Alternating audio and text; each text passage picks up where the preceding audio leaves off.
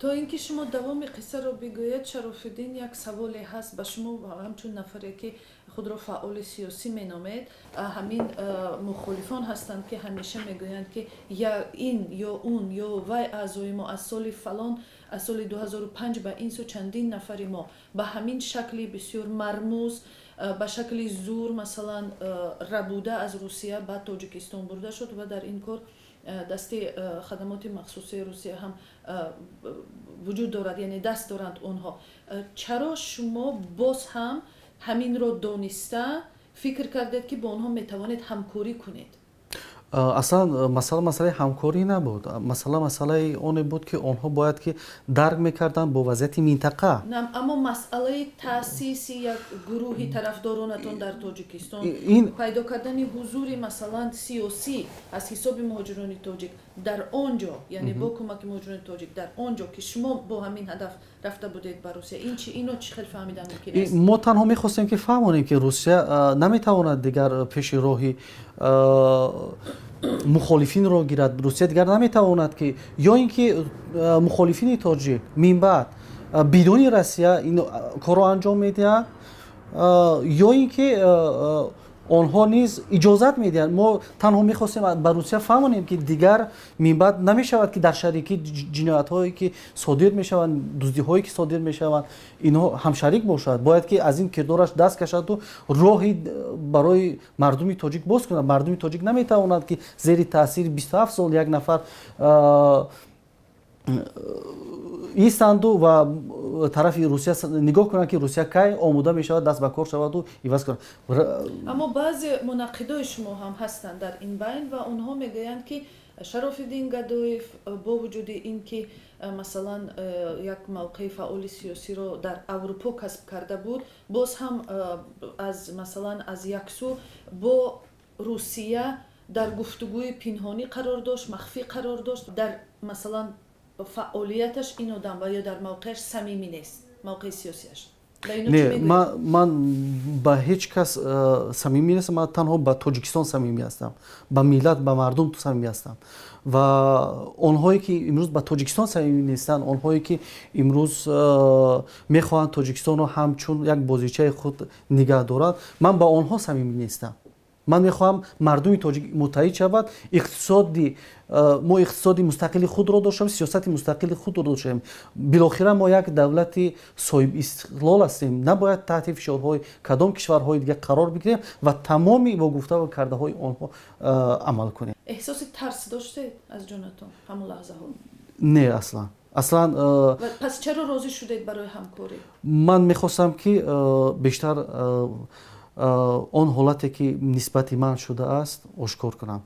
ман мехостам ки аз ин вазъият бароям даҳҳо ва садҳо нафарони дигар ки ба мисли ман дуздида оварда зиндонӣ шудаанд, кушта шудаанд, ҳадди ақал ман ҳамин риштае ки гузаштам худам барои дигарон ошкор кунам ва то ин ки дигарон дар ин чоҳе ки русҳо ва тоҷикҳо дар якҷоягӣ амал мекунанд ва 10 солаҳост ки саркӯби тоҷик ва тоҷикон аз ҷониби русҳо ва мақомотҳои физиқии Тоҷикистон мешавад, ба ин нуқта гузорам. ҳадафи асосии ман ин буд ва чӣ мешавад болои ман, чӣ хоҳад шуд, ман дар ин фикр набудам ва мехостам ки ошкор созам ки воқеан чӣ гап рафта истодааст, чӣ мешавад. аммо инҷо шумо дарк мекардед ки дар ҳолате ҳастед ки вобастаи вазъият ҳастед, вобастаи нафрот ҳастед, зери назари онҳо ҳастед. яъне шумо чӣ тавр дар ҳамон лаҳзаҳо тасмим гирифта метавонистед ки баъд аз он мебароям, шояд озод мешавам ва имкон пайдо мекунам? яъне дар ҳамон ҷо ҳам фикр мекардед ки шансе барои раҳо шудани шумо ҳаст? вақте ки ман бо генералҳо суҳбат кардам ва медонед ман чӣ ба ёдам зад, он чизе ки Айёмиддин, яке собиқ аъзои наҳзат ё поягузори аъзои наҳзат мегуфт, он чизро такрор мекарданд ин генералҳо. вақте ки он чизро такрор мекардам, ман фаҳмидам ки режиссёрҳои он сенариоҳо инҳо ҳастанд ва фаҳмидам ки ин як бозӣ аст ва ман нақша кашидам ки агар ки озод шудани ман зуд нашавад, шояд то давраи ин бозӣ то давраи конференси Варшава равад. Дар Варшава метавонам ки ин ҳамин агар режиссёр бошам, бо ҳамин режиссёр метавонам ман Варшава равам, дар Варшава эълон кунам ки ман дар ҳамин қадар вақт дар кадом ҳолат қарор доштам. шумо дар суҳбати имрӯзатон дар Амстердам гуфтед ки ман актёр будам, режиссёр онҳо буданд ва ман сценарие ки онҳо кашида буданд, спектакле ки онҳо кашида буданд, ман дар он нақш бозӣ кардам. манзури шумо чандин видеогузоришҳое буд ки бо ширкати шумо роҳ ёфт? онҳо гуфтанд ки ҳар чизе ки мо мегӯем бояд онро анҷом диҳӣ.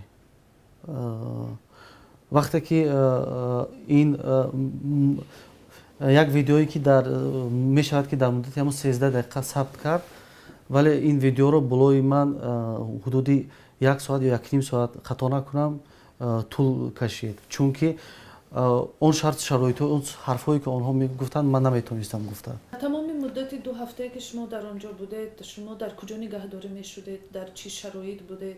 бубахшед, ман дар ҳамин саволи қаблии шумо бояд як суханро қайд мекунам, баъдам ба саволи дигар ҷавоб мегардонам. дар ин видеое ки шумо қайд кардед ки моҳи ноябр сабт шудааст, ман боз видеое доштам ки 10 феврал сабт шудагӣ буд. ба ин хотир қисмати аввал гуфта чоп кардам, қисмати дуввум ин пурра кадом вақт рафтани, кадом вақт омадани маро мегуфт. ба ин хотир ман гуфтам ки он видео пасонтар ошкор шавад, то ин ки боз қазияро равшантар барои мардум кунад. Яъне видео ман тамоми қадамҳои ҳукумати Тоҷикистон, тамоми қадамҳои мақомоти Русияро пешбинӣ карда ва дар видео сабт карда будам пеш аз оне ки ҳамин ҳодиса рух диҳад. дар куҷо нигоҳ дошта мешудам? Ман аввал ин ки ман дар як рӯз дар ҳамон бӯстонсарои вазорати корҳои дохил дар Варзо будам ва рӯзи 16 маро ба дасти Кумитаи давлатии амнияти миллии Тоҷикистон бозсупоридам. кай фаҳмидед ки шумо озод ҳастед? аслан ҳам бисёр чизҳо баъд аз оне тағйир ёфт ки видеои қаблии ман ба нашр расид, чун дигар мақомоти қудратии Тоҷикистон ба ҳамон версияе ки худаш мехост ки истаду ва гӯяд ки бо пои худашон, бо хоҳиши худаш омадааст, дигар аз ин дилсард шуду ва баъдан онҳо тамоман роҳу равиши худашонро иваз карданд ва ҳатто ба чӣ шакл иваз шуд? мо рӯзи 16 вақте ки бо Саймумин Ятимов вохӯрдем, онҳо аслан розӣ набуданд ки ман аз Тоҷикистон бароям, чун як барномаи дуру дароз барои ман кашида буданд ва бояд ки дар он барномаи онҳо то интихоботи соли 2020 ҳамин масхарабозӣ карда мегаштам. чӣ буд ин барнома? ин барнома яъне даъват намудани он ҳамфикрони ман, онҳое ки аз сиёсати ҳукумати кунунӣ розӣ нестанд, даъват кардани он аъзоёни ислоҳот ва рушди ҳаракати ислоҳот ва рушди Тоҷикистон буд ва инчунин аъзоёни собиқ 24 ки ҳозира 24 ва даъват кардани онҳо ба Тоҷикистон ва барҳам додани ҳамин ҳаракат ва аввал аз аъзои паймон берун баромада, паймони миллии Тоҷикистон берун баромадан ва баъдан аз ина барҳам додан ва оҳиста оҳиста аз сиёсатҳои Эмомалӣ Раҳмон ва аз сиёсати Рустам Эмомалӣ Раҳмон дастгирӣ карданд ва онҳо ишора карданд ки соли 2020 дар интихобот Рустам Эмомалӣ иштирок меёбад ва шумо аз онҳо дастгирӣ мекунед. онҳо мехостанд маро ҳамчун лухтаки худ дар интихобот истифода барам ва нишон диҳанд ки дар Тоҷикистон мухолифон ба пои худашон баргаштанд ва фаҳмиданд ва дар як интихоботи озод, яъне ки аммо ҳоло шумо дарк мекунед ки агар масалан шумо раҳо намешудед ва ҳоло мо бо шумо дар Ҳолланд суҳбат намекардем, воқеан ҳам ҳамин сценарийро иҷро мекардед? Не, ман ин сценарийро иҷро карда наметавонистам. Ман лозим буд то он даврае ки ман баъзе сабту наворҳоро анҷом медодам ва баъд аз он сабту наворҳо ман шарту шароитҳои худамро мегузоштам. дар кадом лаҳза ба шумо гуфта шуд ки шумо дигар озод ҳастед ва авф мешавед ва ба Тоҷикистон тарк мекунед? ҳастед? ман ҳеҷ вақт озод набудам то рӯзе ки овардан дар ҳавопаймо маро нишонданд. то дар дари ҳамин ҳавопаймо маро кормандони кумитаи давлати амнияти миллӣ гузел карданд ва ҳатто сабти ба шумо то наворҳо охирин лаҳза чизе нагуфтанд дар бораи сарнавишти шумо? не гуфтанд рӯзи 28 омадан бо ман гуфтанд ки шумо омода шавед, шумо ваъда диҳед ки боз бармегардед, ваъда диҳед ки он чизе ки бо нақша гирифтагӣ ҳастем бо ҳам ҳамкорӣ мекунем. унҷа боз вақте ки нақша иваз шуду ва гуфтанд ки шумо 1 моҳ 1.5 моҳ ба аврупо меравед ва баргашта боз ба Тоҷикистон меоед ва бо зану фарзанду ҳама хонаводаи худ аз унҷа меоред. ман гуфтам бале, албатта ман меравам, онҳоро мутақоид месозам ва дигар дӯстҳоямро мутақоид месозам. албатта бо сарҷам мо омада он чизе ки нақшае гузоштед ман амалӣ мекунам. ҳатто як забонхатам як изҳоротам гуфтанд ки ин изҳоротро омода кардан, ман баъдан бо шумо равон мекунам ки ин чӣ изҳорот буд. яъне шумо кадом коғазе имзо кардед? Не ман дута коғаз барои гузарондани амалиёти ватан ва ватандор имзо кардагӣ ҳастам. ду забонхат додагӣ ҳастам ки ин ду амалиётро мо мегузаронем, яке бо номи ватан, дигаре бо номи ватандор. ду амалиёт буд дар инҷа. Чӣ аст? Кӯтоҳ бигӯед ки ин чӣ амалиёт аст? ин амалиётҳо яке ватандор амалиёт гузаронидан дар муқобили оппозитсия, ватан ин амалиёти то интихоботи президентӣ рафтан. ду амалиёт аст. мо ду амалиётро бояд ки ҳам дар хориҷи кишвар ҳам дар дохили Тоҷикистон инҳоро анҷом медодем. шумо тааҷҷуб накардед ки шуморо ба ҳавопаймо шинонданду гуфтанд ки биравед? не ин масле шумо аллакай медонистед ки шумо озод шудед? не ман медонистам ки бо ҳадафи амалӣ кардани нақшаҳои онҳо меравам. яъне шумо ҳозир зери ҳамин миссия инҷо қарор доред? бале, зери ҳамин миссия маро ба ин ҷо фиристоданд ва бисёр хоҳиш карданд ки ман бо ягон хабарнигор, бо ягон созмонҳои байналмилалӣ дар мавриди чӣ гуна дузида шудан ва чӣ гуна овардан ин суҳбат нашавад. яъне фишорҳои байналмилалӣ таъсир надоштанд ва онҳо шуморо махсус не ин нақши асосиро бозид. чун вақте ки ман рӯзи аввал бо Ятимов суҳбат медоштам, онҳо гуфтанд ки шумо дигар аз Тоҷикистон берун баромада наметавонед ва танҳо тариқи телефон метавонед зану фарзандатонро даъват кунед биёд ба Тоҷикистон, дигар наметавонед равед. вақте ман ба онҳо мефаҳмидам ки дар инҷа баъзе корҳо дорам, ман бояд инҳоро анҷом диҳам ва баъдан баргардам, онҳо фишор бикунед ин корҳо намешавад, шумо ҳаққи аз беруни Тоҷикистон баромадан надоред. албатта дар инҷа нақши онҳо хеле бузург аст, бихотире ки яке расонаҳо зери фишори расонаҳо қарор гирифтанд ки версияи онҳоро қабул накарданд ва дуввуман ҷомеаи шаҳрвандии Тоҷикистон хеле сабабгор шуд ва созмонҳои ҳуқуқи башарӣ аз як тараф ва дар ин ҷо боз корпусҳои дипломатӣ нақши худашонро бозиданд ки инҳо дар якҷоягӣ инҳо сабаб ҳам фишори беруна ва ҳам аслан бигирем фишори беруна буд онҳоро таҳти таъсир гузошт ки онҳо ба хатогӣ роҳ доданд. яъне агар ҳар як қадамҳои онҳоро бигирем, онҳо зери фишорҳо ба хатогиҳо роҳ доданд. шарофиддин, ҳоло шумо баргаштед.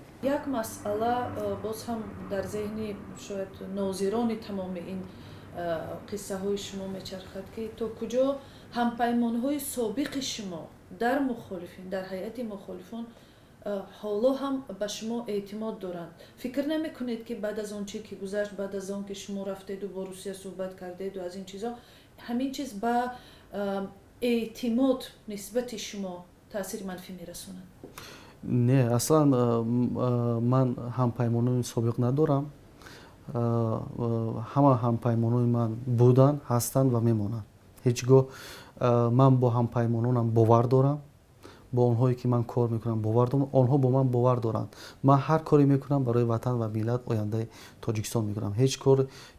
онҳо медонанд ки ман ҳеҷ коре бар зарари на ҳампаймон, на ба зарари на ватан ва на миллат ман намекунам. ман ҳеҷ гоҳ ба ҳеҷ кас хиёнат накардам ва хиёнат дар вуҷуду дар хуну пӯсти ман нест. ҳоло шумо худро узви паймони?